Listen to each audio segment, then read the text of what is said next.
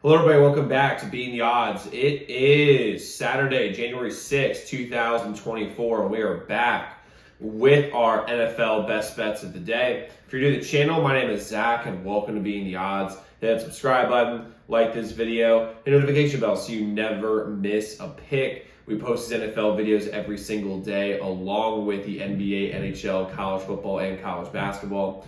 We're also coming off a big winning year in the MLB as well. Going after our first 15,000 subscribers, our first 11 months on YouTube. We're really excited to have y'all here. Let's go win together today. Let's go make some money. So to recap yesterday's results, or I guess last week's results, we haven't had a NFL game for, like a full week now. We went 4-4 on Sunday. Not our best day, we went 4-4, but Dolphins plus 3.5, horrible bet. Colts minus 3.5. That was a disgusting display of defense at the end. We had that game covered, locked, and sealed. Didn't end up happening. God, it was horrible defense of the Colts at the end of that game. Cardinals plus 12.5, winner. 49ers team total over 30.5. They were stopped on the goal line in the last possession. And it was 24. If they get that touchdown, we get over this number. It's just, God, with the Colts and the Niners, we were 1 yard away from winning both of those. Then we have the over 43.5 and Giants and Rams. That was a winner. Chiefs minus 6.5, winner. Steelers plus 4.5, winner. And then we picked the Vikings money line. Sharp money was on them. Just a horrible bet. Jared Hall is the worst quarterback I've ever seen in my entire life. He is terrible.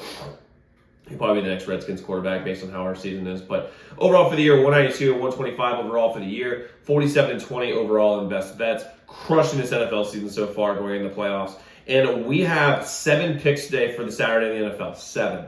I'm going to give you guys 5 of them here on YouTube today. I'm going to give you, and there's 2 members only plays. We're also going to have members only plays of the NBA and college basketball today. So 5 members only plays in total. You can go to zdmbets.com/picks. As a member, you get all our members only plays every single day, which are most profitable, best bets on a day-to-day basis. On top of that, you have a direct line to me. So any game you're considering betting, you can reach out to our hotline number, get a guaranteed response back of any game you're considering betting. Any of y'all have free picks too on YouTube sent to you before these videos come out. That would take advantage of early lines, early odds. You can website zdmbets.com/picks, zdmbets.com/pick, zdmbets.com/picks. So let's get into plays we have today. I'm going to start with our first play, which is going to be the over 47.5 in the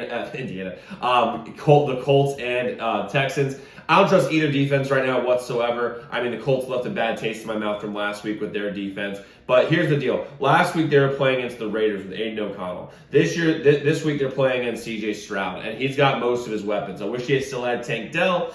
But, they still have some really solid weapons. And really, at the end of the day, though, C.J. Stroud is what makes this team go. Even if they still have Nico Collins and Devin Singletary, Dalton Schultz, Damian Pierce is a really solid running back as well.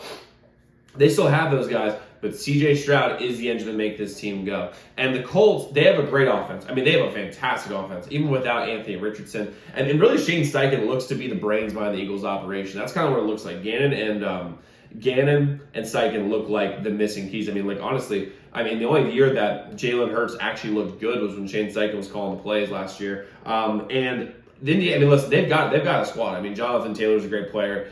Pittman, Alec Pierce. They've got some weapons. I really like this game going over. I don't really trust the corners on either of these teams, so I'm rolling with the over 47.5 here, Indiana and Houston.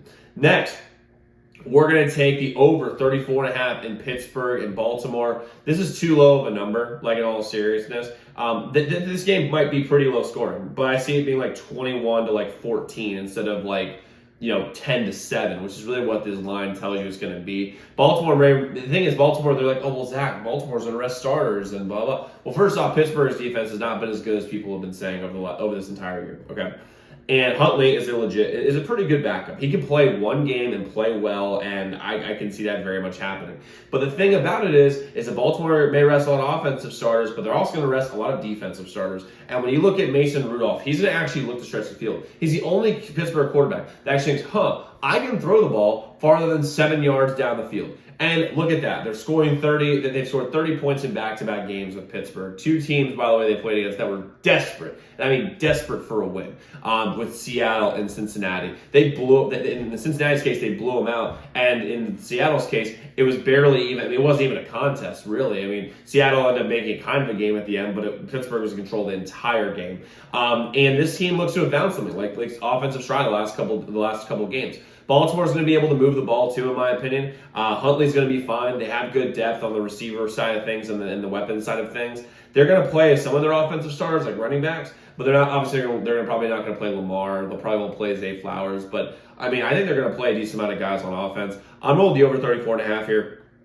Pittsburgh and Baltimore. Next, we're going to go George Pickens over 48.5 receiving yards. This is very much just similar to what I said in the over here. Mason Rudolph actually looks to stretch the field. And I don't really trust Pickens getting over his catches number because Mason's trying to find him deep. He's not trying to do a 5-yard hitch and hope to God he breaks it. I really believe that George Pickens is going to get plenty of opportunities today. 48.5 is too low. I mean, if he catches a slant over the middle, like 10, 15 yards on the field, and he beats one corner, I mean, that he can get that 48.5 on one catch. So I love the over 48.5 receiving yards with Pickens.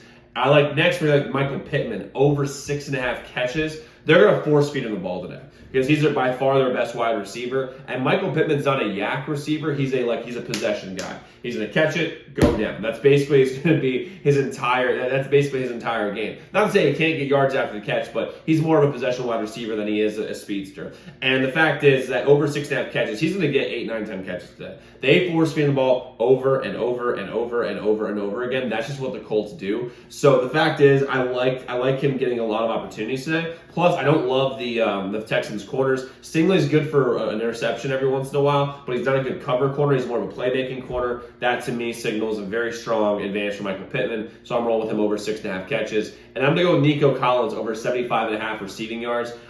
Very similar to Michael Pittman here. They're going to force feed him the ball. I don't love the Colts corners either, by the way. And listen, Nico Collins is more of a yards after catch type of receiver. So the fact is that if he gets one shot over the top, that's 40 yards. I mean, now we're already over halfway there.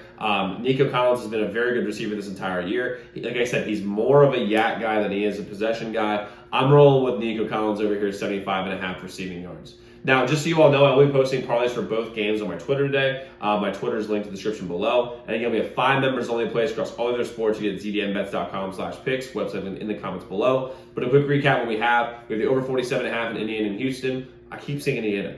The Colts and the Colts and Texans over 34.5 in Pittsburgh and Baltimore. George Pickens over 48.5 receiving yards. Michael Pittman over 6.5 catches, and Nico Collins over 75.5 receiving yards. So let's go lock in those picks. Let's go win together today. Let's go make some money. I'll see you all tomorrow. Make sure y'all check those other videos.